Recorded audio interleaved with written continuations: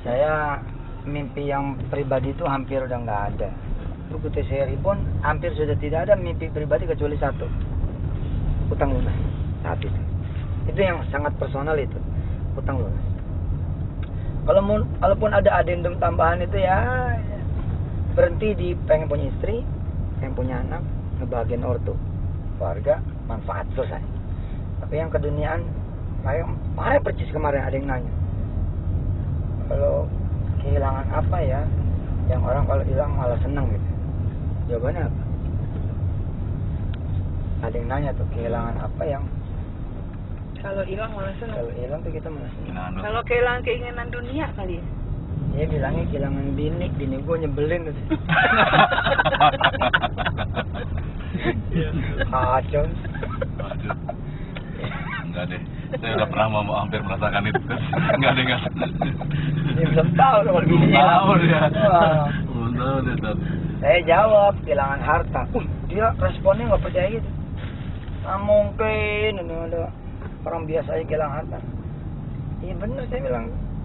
Apalagi esensinya tahu gitu loh. Nggak ada yang bisa hilang kecuali emang yang bukan hakikat.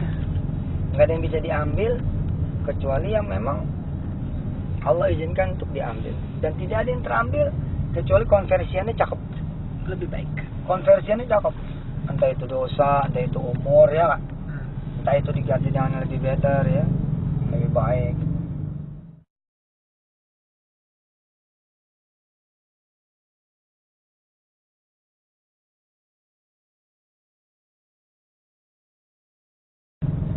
Saya apa dong gitu kan ya, impian ke depan.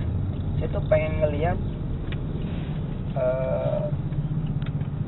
Al-Quran tuh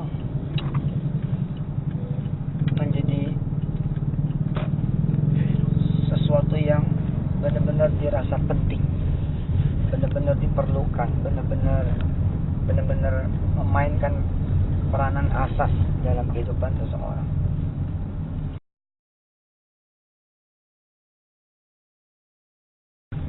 Sholat juga begitu, seluruh aspek agama juga begitu. Jadi sesuatu yang benar-benar diperlukan, dibutuhkan. Itu nggak seperti sekarang terpinggirkan ke sana apa. Itu karena memang manusianya nggak tahu itu, manusianya itu nggak paham gitu. Contoh kayak sholat, nggak ada kan yang lebih baik, lebih tinggi daripada sholat.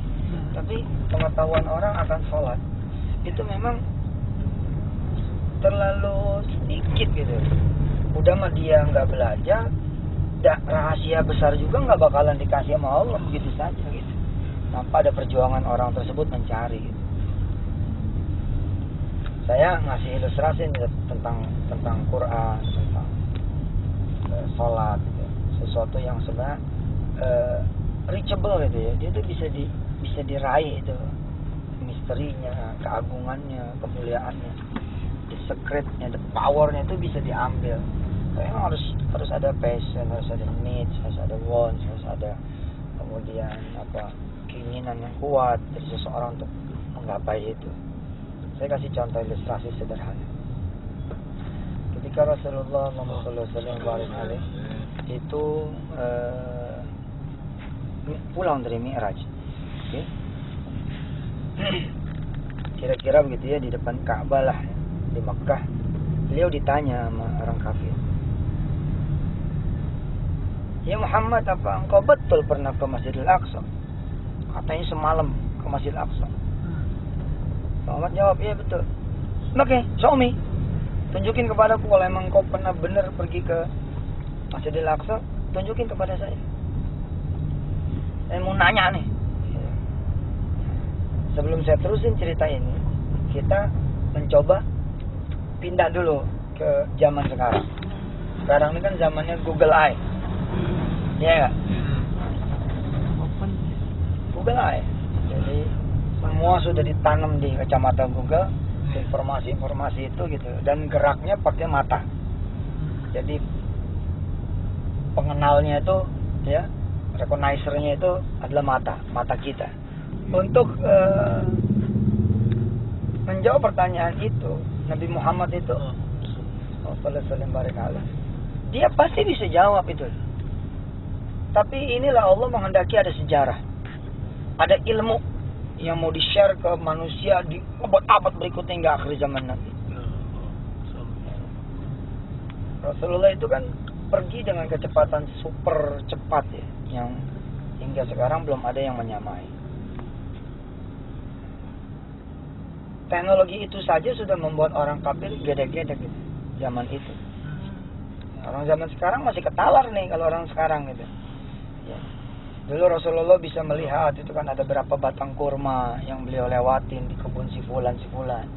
Padahal kalau menurut imajinasinya atau pengalaman atau pikiran orang-orang kafir pada saat itu, kalau dia naik kuda tercepat aja dia udah nggak bisa ngitung batang kurma berapa. Ini Nabi Muhammad bisa menghitung dengan sempurna. Ada si fulan ketika di perjalanan buminya. Di perjalanan langit itu lebih keren lagi itu. Suatu saat kemudian ketika saya akhirnya naik kereta cepat Shinkansen, kemudian juga di Paris, di Eropa saya naik kereta super cepat juga, saya menjadi memahami gitu loh. Ketika saya di luar tuh kereta, berdiri di Paris nih, Paris the Nord, kemudian ada kereta nih, wuss gitu, kita goyang nih, di depannya kita goyang dan kita nggak bisa ngelihat stiker kereta itu, nggak bisa. Kereta tuh ada berapa gerbong nggak bisa. Kita di luar, wuss. Tapi yang di dalam itu bisa ngelihat. Yang di dalam itu bisa ngelihat. Gak apa-apa kalau mau ngomong aja, jadi lebih live. Ketahuan aja nih gue. Kesimak semua. Ya nah, ini jadi ceramah tersendiri. Ini jarang. Jarang. Nah, saya saat itu mesen telur rebus. Saya taruh apel, telur lah. Gila, telur tuh nggak jatuh. Dan saya masih bisa ngelihat, bahkan ketika ngelewatin Gunung Fuji kan, ya, si kereta tuh ngumumin gitu, coba look your left, itu ada Gunung Fuji masih ada salju, nah, dan kita gitu, foto-foto bisa di kereta super cepat.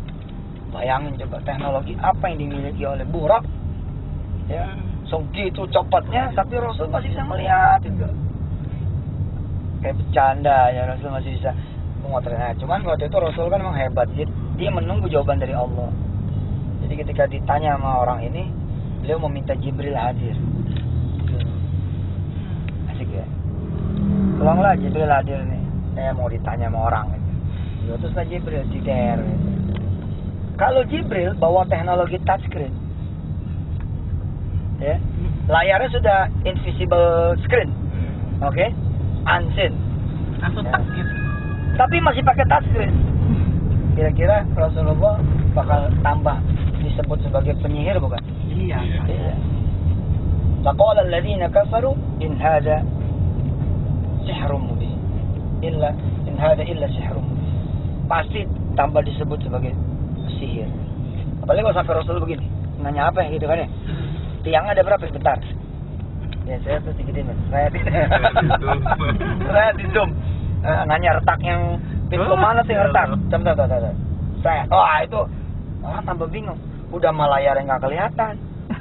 Ngapain pula Rasul begini-gini kan? Nah, terus kalau Rasulullah kemudian dipakaikan kacamata, belum zamannya juga saat itu. Maka Allah memakaikan satu teknologi yang insya Allah dalam waktu dekat sepertinya manusia akan mencapai itu. Ya masyarul jinni wal ins in istata'tum an tanfudhu min aqtaris samawati wal ardi fanfudhu la tanfudhuna illa bisultan. Segala yang diperlihatkan oleh Allah di muka bumi ini bisa terjadi dengan izin Allah SWT lagi dan lagi. Ini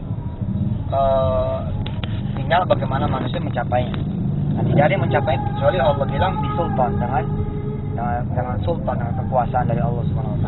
Nah, kita bayangin kalau Rasulullah pakai kacamata, jadi turun ke mata dari langit, kering gitu, Rasul pakai. Terus sahabat-sahabat sama kafir pada nanya gitu kan, kayak apa? Google Eye. Gini, lu aja yang lihat sendiri gitu. Lu lihat, wah itu masalah. Nah, ternyata Rasulullah hingga zaman ini pun, insya Allah masih the latest teknologi. Ya. Yakni ketika Rasulullah menggunakan voice-nya lawan, asiknya. Kalau ente mobilnya mewah, kan sekarang udah ada voice nih, start, mobil jalan, tapi voice ente pun, oke? Nah, Nah, di gedung-gedung sekarang sudah mulai ada moving detection. Ya, kalau ada gerak dia nyala lampunya. Kalau kelamaan nggak ada gerak, lampunya mati. Itu ada gedung-gedung smart building seperti itu. Nanti ada lagi besok face detection. Jadi kalau ada orang jelek mati lampu. Karena banyak dosa gitu. Orang jelek lewat itu mati lampu. Orang kayak gua lewat mati lampu. Dosanya banyak. Ya. Nah, Rasulullah tuh saat itu teknologinya apa? Pakai teknologi voice-nya lawan. Jadi Rasulullah nggak gerak, nggak melakukan atraksi apapun gitu ya. Nah, tapi Rasulullah malah mempersilakan. Ya sudah, apa yang kamu mau tanya? Nah, begitu orang ini nanya, layarnya bergerak di depan Rasul. Tinggal Rasulullah bilang, sekian, begini. Sebelah sini, sebelah situ, oh bagian timur, oh bagian barat, oh di tengah. Pokoknya setiap orang ini ngomong, Rasul tahu karena ada layar yang diperintah oleh suara itu. Ya. Terus, ya, insya Allah udah ada di dunia ini. Ya, kita pakai handphone toh. Ya, orang kalau pakai handphone kan mesti dicas.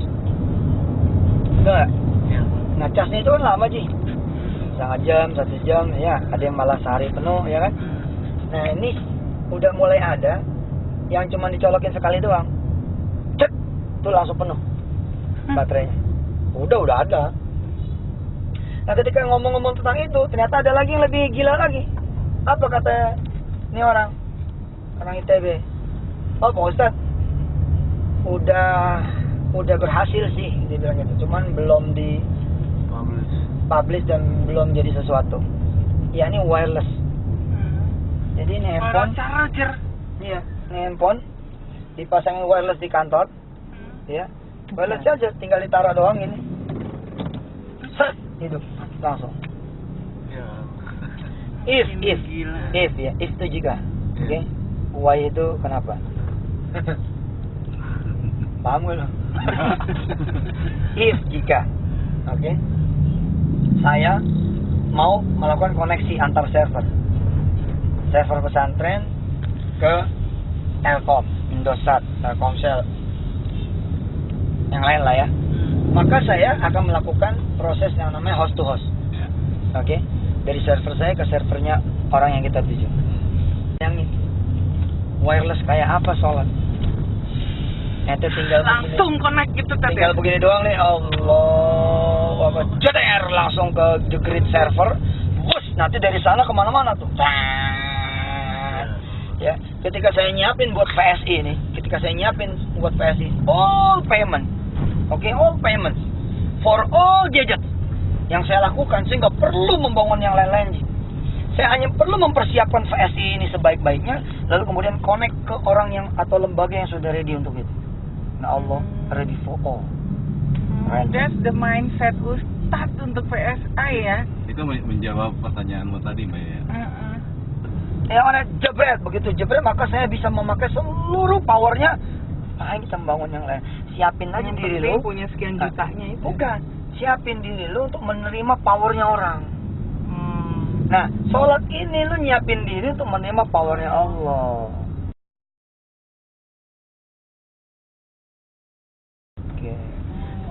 We do not talk about PSI ya. It's only the analogi. Tapi jadi method of juga. thinking ya. Nah, pahamnya seperti itu. Nah, sekarang lu bayangin coba. Ya, gila handphone lu bisa seperti itu, Bos. Hah? Wireless tuh. Ente coba. Ketika Allah bilang, semua bumiku ini adalah tempat sujud buat kalian semua. Gila. Wireless ini bumi ini segede-gede bumi, Bos. Nggak ada alasan.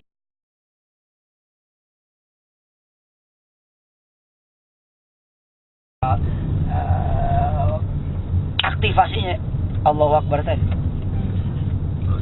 Aktivasinya itu. Hah? Make it on. Allah tuh itu mesinnya jalan keren. Cuman orang Hollywood yang bisa begini nih. Nah, bener ini bisa bikin visualisasinya sampai tembus langit ke ikirnya itu ya. Contoh, saya kasih contoh. Ada keluarga miskin, nggak bisa apa-apa, tapi pengen sekali pergi ke tanah suci, ya toh? Dalam keadaan seperti itu dia memilih jalan sholat. ini the highest thing, the biggest thing, ya bos, the greatest thing, sholat ini. Karena untuk yang lain-lainnya Allah perlihatkan di muka bumi, tapi untuk urusan serah terima tongkat sholat itu rahasianya nggak ada yang tahu kecuali Nabi Muhammad saja. Karena Nabi dipanggil sendiri kan. Jadi sholat ini akan selalu disimpan, ya, misteri terbesarnya, rahasia terbesarnya. Kita hanya mampu mendekat-dekati saja. Makanya salah kalau untuk memperkuat pasukan TNI, memperkuat pasukan Polri, kita main alat-alat fisik. Orang senjata paling tingginya itu sholat, doa, Quran. Gimana? Tapi kan yang begini ini orang yang kalau liberal pikirannya, dia Nggak pikiran paham. terlalu duniawi banget, dan dia hidup tuh nggak mau open mind malah. Kan ada orang yang merasa dia liberal tapi dia justru nggak open mind gitu. Lu nya justru nih nggak liberal. Kalau emang liberal banget lu mikir kayak gua dong. Makin nggak freedom malah makin mikirnya. freedom, ya. Apa coba bos? Nah, gimana tuh coba? Urusan tentara gua ajarin aja wudhu yang benar, sholat yang benar. Bisa diterima oleh Allah gitu ya. Iya, begitu connect servernya ke server pertahanan paling the best. Gila loh. Allah bilang di surah Al-Fat, walillahi junudus samawati wal ardh. Aku ini punya tentara-tentara di langit dan di bumi. 2 kali lagi Allah sebut di dalam surah yang sama, di lembar yang sama. Di surah Al-Baqarah juga Allah mengatakan bahwa ya, Allah akan menambah, iya, Allah akan menambah bastotan fil ilm wal jism. Allah akan menambah untuk orang-orang yang saleh, beriman, beramalan terbaik. Apa yang Allah tambah? Fil ilm wal jism. Bastotan fil ilm wal jism. Ya, Allah akan tambahin ilmu dan fisiknya. Makanya Ustaz sehat ya. The Battle of Sea, peperangan laut pada zaman Sultan Muhammad Fatih. Itu kan jarak pendek, bos. Jarak pendek, belum lahir yang namanya meriam. Belum lahir loh teknologi meriam. Tapi pada saat Fatih menjadi jenderal dan dia memanfaatkan sholat malam, sholat berjamaah untuk seluruh tentaranya, masa itu dipercepat oleh Allah. Allah bagi ini si Muhammad Fatih ini, gitu, meriam yang akhirnya dia bisa ngeruntuhin Konstantinopel dengan bukan jarak dekat. Gitu. Ini senjata yang belum ada pada masanya Allah bagi. Emang siapa juga yang nemuin nuklir? Yang namanya nuklir siapa? Apa manusia? Bukan, manusia diizinkan menemukan nuklir. Teknologinya udah Aslinya, ada di atas kan. Allah udah siapin semua. Kita kan cuma mengubah-ubah dari A ke B, B ke C, C ke D, A jadi B, C, D gitu ya, itu manusia. Jadi wireless, teknologi wireless tuh sholat gitu. Jadi begitu pesawat-pesawat tempur terbaik dari dunia-dunia itu, dari negara-negara lain jalan, ya, tiba-tiba di laut Indonesia, itu semua pada patah gitu loh. Rodal-rodalnya pada turun sendiri, jatuh. Kenapa? Ada yang narikin aja. Ustaz, utopia tuh nggak utopia, bos. Emangnya pesawat drone nggak bisa nyasar? Pesawat tempur nggak pada bisa nyasar? Hah? Dan ketika satelit memperlihatkan porak-poranda target berhasil, emang nggak bisa ditipu? Nggak bisa ditipu itu. Orang si Ken aja bisa nipu kan, Nicolas Cage bisa nipu, Bruce Willis bisa nipu, Hollywood dibikin tuh pada kita ditipu semua. Pemandangannya kan nggak terjadi. Iya. Kita bayar buat ngeliat suara film bohongan. Nah ketika si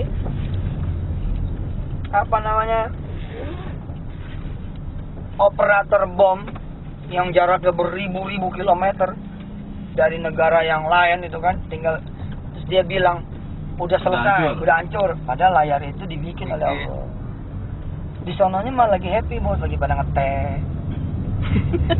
Gak terjadi apa-apa gitu. Lagi pada minum madu. Hah? Layar ya Allah yang punya semua. Nah nih orang nih tadi nih nggak punya duit, nggak apa, dia sholat. Ketika sholat, Allahumma sholli ala sayyidina Masya Allah. Coba ya, berimajinasi sedikit. Dia connect kan ke server Allah kan, ya.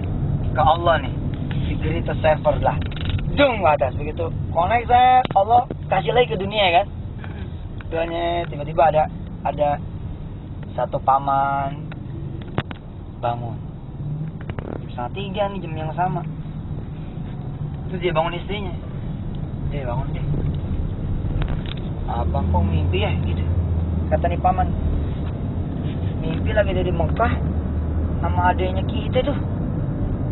Gimana kabarnya tuh dia? Abang kangen kali sama dia. Iya kali udah lama nih nggak tahu. Padahal jaraknya mungkin ratusan kilometer. Dia mungkin di Jawa, adanya mungkin di Kalimantan atau sebaliknya atau di mana lah. Kok bisa nyambung? Di energi mana dia nyambung? Di titik koordinat mana dia nyambung? Hakaza bos. Ini dia. That's it.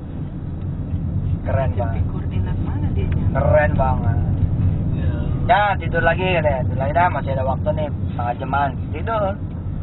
Tidur, ternyata yang belah sono naik lagi, 2 rakaat lagi. Allah, mimpinya nyambung ke Madinah. Wah ini pasti ada apa-apa nih katanya. Akhirnya pagi-pagi dia kontak. Mana kabarmu? Baik kak. Kamu lagi inget kakak terus ya? Gak dong. GR aja. Aku mimpiin kamu loh. Mimpi apa? Mimpi kita ke Mekah. Masya Allah, bener-bener. Malam saya sholat ya sama keluarga. Doain ya kak ya.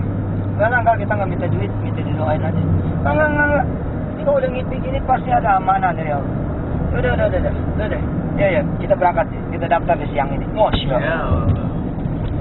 Dan di semua urusan, jodoh, anak, obat, ini buat penyakit, bisnis, anything. Nah cuma kan rahasia yang sholat begini ini orang males gitu loh nyari tahu, harus mempelajari. Dan biasanya orang bermain di wilayah technically, bukan main rasa. Jadi yang dia bersihkan cuman bajunya, cuman tangan, kaki, mukanya. Tapi yakinnya itu tapi rasanya nggak dibersihin, yakinnya nggak dibersihin. Bayangan seperti itu dia menghadap kepada siapa? Nah ini mimpi saya tuh ini kaitannya dengan mimpi ya. Mimpi saya tuh private class.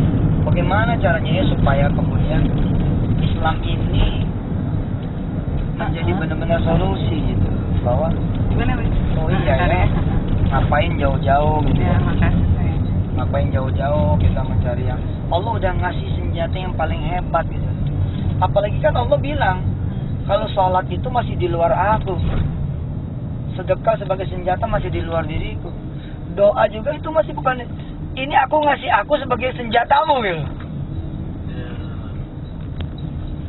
Nggak ngerti, aku ngasih aku sebagai senjatamu gimana? Iya, sholat di luar aku. Ya sholat kan di luar Allah, maksudnya ya itu bukan umat gitu. Ini Allah yang turun langsung. An Abi Hurairah radhiyallahu anhu qala anna Nabi sallallahu alaihi wasallam qala inna Allah ta'ala qala di hadits al-qudsi dari Abu Hurairah dari Nabi bahwasanya Allah Subhanahu wa taala berfirman di hadis qudsi, man 'ada li waliyan faqad adantuhu bil harb. Siapa yang menyakiti, mengganggu, rese, membenci, menyulitkan, menghalangi kekasihku, aku akan umumkan perang kepadanya. Oh iya. Allah perang sama orang yang ya Allah, jadi, yang Allah cintain gitu. Iya, kalau kan ada tuh ya. Ada aja yang sirik kan. Aja gitu, nggak tahu sih kekasih Allah kan kita nggak paham siapa gitu. Dan belum tentu kekasih Allah itu orang yang paling banyak amalnya, belum tentu. Bisa jadi dia orang biasa-biasa saja, tapi dia punya sesuatu yang Allah menjadi cinta sama dia. Ketika dia diganggu sama orang, bukan hanya Nabi Muhammad gitu. bukan cuma Nabi Muhammad, bukan cuma para nabi. Ada orang-orang yang digangguin diam sampai pada satu titik dia angkat tangan nih. Ya Allah, saya udah nggak kuat sama dia. Tiba-tiba pohon tumbang jatuh ke rumahnya, keluarganya hancur. Ya begitu. Nah, hadis terusannya ini yang menarik. Wa ma taqarraba ilayya 'abdi bi syai'in ahabba ilayya mimma faradtuhu alaihi. Kalau mau mendekati aku, kata Allah, pintu yang paling utama adalah jalani sebaik-baiknya apa yang aku wajibkan untuk kalian semua.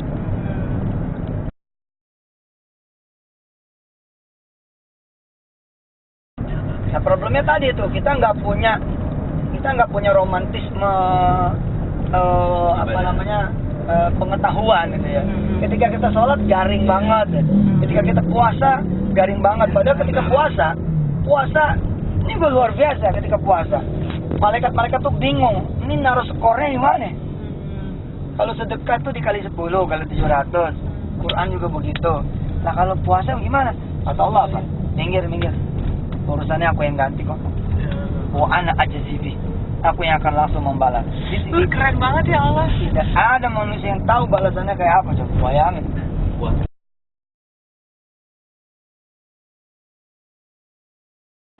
Tapi romantisme kita nggak nyampe ke sana gitu. Jadi ya garing aja gitu. Biasa aja gitu. Padahal ini urusannya lagi personal banget kan. Host to host jidan dulu. Host to host banget.